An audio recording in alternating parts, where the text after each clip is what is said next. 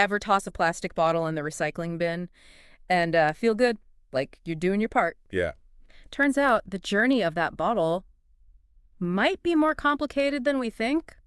We're going to do a deep dive today into a report from Toxics Link. Okay. They're an Indian environmental group, and they've raised some serious questions about what really happens to that plastic. Right. More importantly, whether recycled plastic is as safe as we assume it is. Well, the thing that's fascinating about this report is that they found some pretty unexpected things lurking in everyday products, Oh, wow. from, toys to food containers Hmm. that I think most people just aren't aware of. Yeah, it does make you wonder, right? Like, we all know recycling is important. It's got to be better than landfills or incineration. Yeah. But if it's not as clean as we think, then what's the real story? Yeah, I mean, recycling is crucial, Right. don't get me wrong. But I think this report does reveal a bit of a hidden downside. Mm-hmm. That recycled plastic can end up containing a whole cocktail of toxic chemicals. Hmm. And those chemicals don't just magically disappear in the process. Okay, so that's a little unsettling. I think a lot of us just assume that recycling somehow, you know, scrubs the plastic clean Right. and it's good as new. Is that not the case? Not quite. No. Not quite. Think of it this way. There are a few ways that these chemicals can end up in recycled products. Right. Right. So if you have a plastic container Okay. that originally had some chemicals in it, even if it gets recycled, those original chemicals can just hitch a ride Oh, wow. and end up in the new product. Interesting. That's called direct transfer. Makes sense. So even if the process itself was perfect, Yeah. you're still carrying over some baggage. Exactly. Then you've got something called absorption. Okay. And plastic is kind of like a sponge. Uh-huh. It can soak up pollutants from its surroundings. Think Oh. about landfills. Okay. Or even just, being out in the environment exposed to various chemicals. Right. So even if the plastic starts off relatively clean, Mm-hmm. it can pick up these toxic substances along the way. So it's absorbing stuff from the environment even before it gets recycled. Right. And then, as if that wasn't enough, Oh, no. you have the chemical reactions. Yeah, gosh. That can happen during the recycling process itself. Okay. Heat pressure contact with other materials Right. can actually create new toxic substances that weren't there before. So it's not a clean slate then, and the process itself can introduce new problems. Wow, that's pretty eye-opening. And this is where it gets really important. What kinds of chemicals are we talking about here? Yeah. Trace amounts that we shouldn't worry about, or Yeah. something more serious? Yeah, that's the million-dollar question. Uh, Toxics Link actually zeroed in on 5 major culprits in their study, okay. all of which have been linked to various health issues. Okay. So to start, there are phthalates, Okay. which are found in a ton of everyday products, Right. from toys to cosmetics. Yeah. They're added to make plastics soft and flexible. Okay. But they've also been linked to hormone disruption Oh. and reproductive issues. Wait, so the stuff that makes plastic feel nice and bendy could actually be messing with our hormones? That's definitely not something I want in my kids' toys. It is concerning, Yeah. especially for children. And actually, the EU has restricted the use of certain phthalates in food contact items Okay. because of these risks. Makes sense. Another chemical group to watch out for is chlorinated paraffins. Okay. These are often used in things like lubricants and flame retardants. I've heard of those. They're really bad for the environment. They are highly toxic and persistent. Mm-hmm. And some are even banned globally because of that. Oh, wow. But unfortunately, regulations in India are lagging behind in this area. Mm. In fact, back in 2008, India was one of the top producers of the most harmful type of chlorinated paraffins. So there's a real patchwork of regulations globally, which is concerning. Right. Okay, 2 down. What other chemical villains are we dealing with? Well, there are heavy metals. Think lead, chromium, cadmium, arsenic. Right. They're often added to plastics for durability, but they can leach out over time, especially as the plastic ages or it gets worn down. And exposure to these heavy metals can lead to a whole range of health problems, from skin issues to developmental delays. And those are especially concerning for kids who are still developing and might put things in their mouths. Exactly. Okay. What about those chemicals we always hear about? The ones with big, scary names that are hard to pronounce. Right. Did they find any of those in the recycled plastic? They did. One of the most common culprits they found was bisphenol A, or BPA, Okay. which you've probably heard of. Yeah, BPA has got a pretty bad reputation at this point. Yeah. What kinds of health issues is it linked to? It's been linked to everything from fertility problems to heart disease. Wow. It's interesting to note that India has banned BPA in baby bottles, Okay.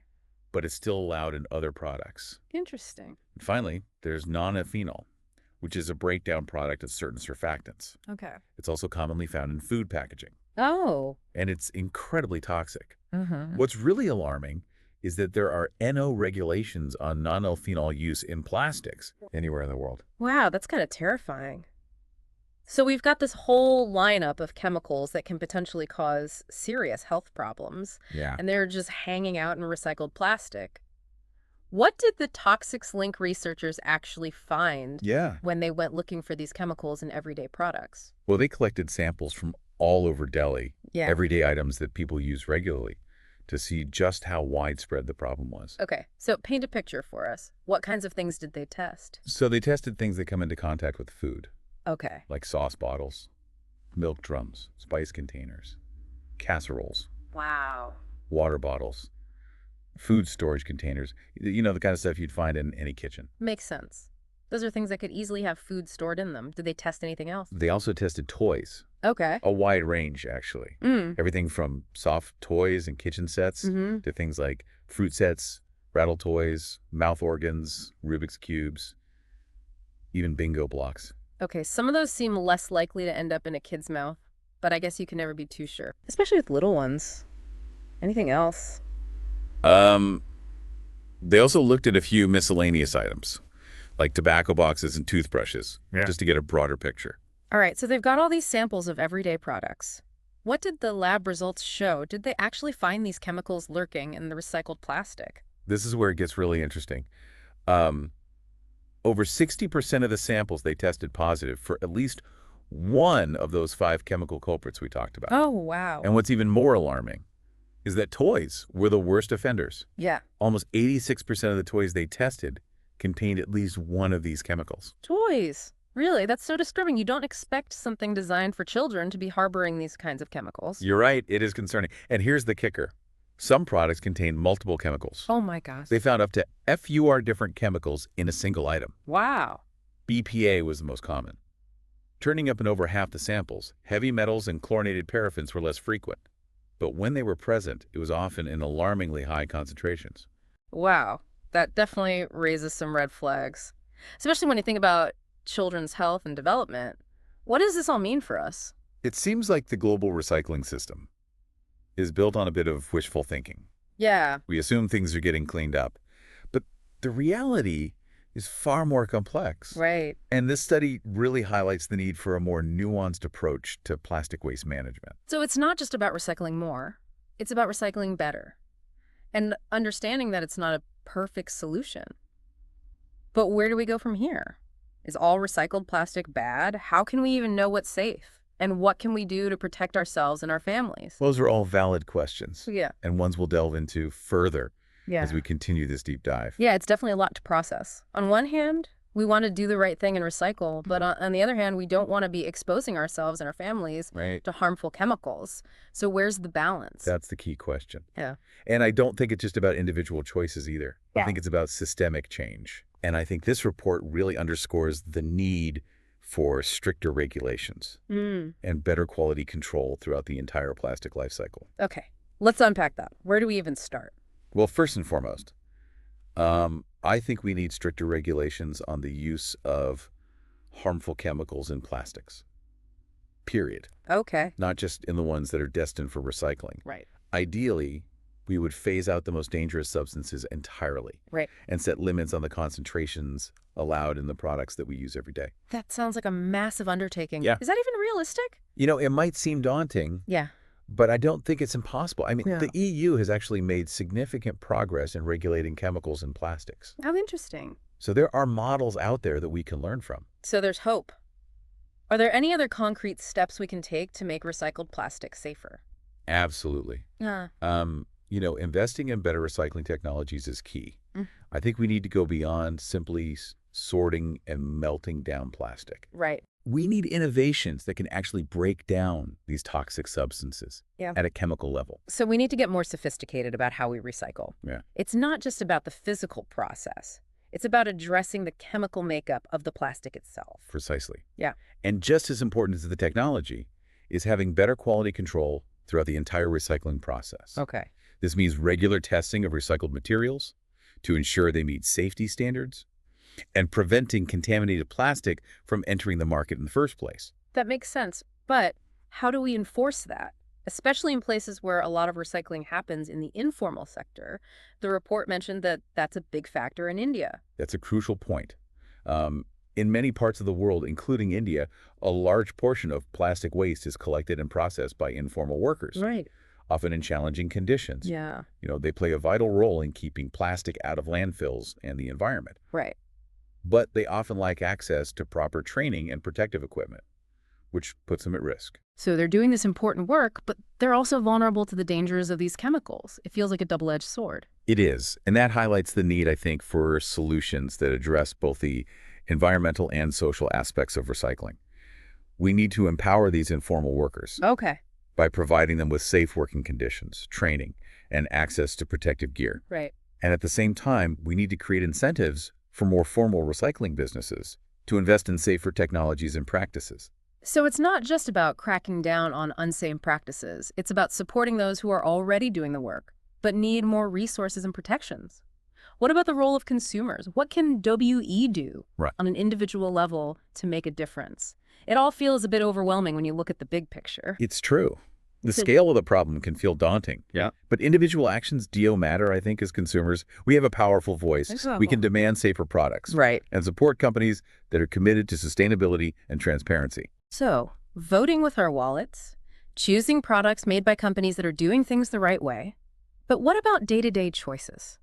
Are there any practical things we can do to reduce our exposure to these chemicals? One of the simplest things you can do is choose glass or stainless steel over plastic whenever possible, especially when it comes to food storage. Okay. Being mindful of the toys you buy for children is important too. Yeah. Look for well-made toys that are less likely to break down or leach chemicals. Right. And be wary of cheaply made plastic toys, especially those that might end up in a child's mouth. Yeah, I definitely think about that now as a parent. You want to give your kids fun toys, Yeah. but you also want to make sure they're safe. What about supporting organizations that are working on this issue? Does that actually help? Absolutely. There are a lot of great organizations out there pushing for safer plastic production and recycling. Right. Supporting their work through donations or volunteering can make a real difference. Okay. And on a personal level, just educating yourself about the issue and spreading awareness is a huge contribution. Yeah. Talk to your friends and family. Share articles on social media. The more people who are aware of the problem, the greater the push for change. Knowledge is power. Speaking of which, the report highlighted a lack of transparency in labeling. When it comes to recycled plastic, it seems like a lot of the time, we don't even know what we're buying. That's a major obstacle, I think, to making informed choices. Yeah. Consumers deserve to know what's in the products they're buying, whether it's made from virgin plastic or recycled plastic. Right, I agree. It can be really confusing. So what's the solution? What would better labeling look like? Well, we need clear, standardized labeling. Okay. That tells us what kind of plastic a product is made from, where it came from, and whether it contains any potentially harmful chemicals. And it needs to be easy to understand. No more confusing recycling codes or hidden ingredients. So basically a truth in labeling movement for plastic. I like that. It gives people the information they need to make conscious choices. Exactly. Transparency and informed choice are key to driving change in the industry. This has been a real eye-opener. It's clear that we need to move beyond simply thinking about recycling as a feel-good solution and start demanding more from the entire plastics industry. I agree. Yeah. We need to move towards a more circular economy, where products are designed with the entire life cycle in mind, from the materials they're made from to how they're recycled or disposed of. So it's about a more holistic approach, thinking about the bigger picture. But that requires a shift in thinking, not just from consumers, but from manufacturers, policymakers, and everyone in between. It does. But ultimately, we all have a role to play in creating a more sustainable future for plastics. Well said. And this deep dive has given us a lot to think about. We've talked about the risks, the challenges, and some potential solutions, but what does this all mean for us as individuals? How do we navigate this complex world of plastic? And make choices that align with our values? That's a great question, and one that we'll continue to explore as we wrap up this deep dive. Feels like we're at a crossroads with plastic, doesn't it? We can't just keep doing things the way we've always done them. We need a real shift in mindset. Yeah, I think you're absolutely right. I think we need to move away from this kind of linear take, make, dispose model Right. and embrace a circular economy where materials are designed to be reused, repaired, and ultimately recycled in a way that minimizes waste and pollution. So it's about closing the loop, thinking about the entire life cycle of a product from the very beginning. Exactly. And that requires innovation, Mm. not just in terms of recycling technologies, but also in terms of product design and material science.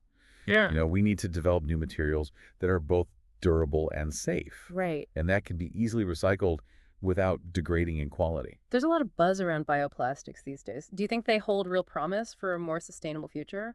Yeah, bioplastics are definitely an interesting area of development, but it's important to remember that not all bioplastics are created equal. Right. Some are compostable, meaning they break down into harmless substances in a composting environment, Uh-huh. but others are simply made from plant-based materials and can be just as persistent and problematic as conventional plastics.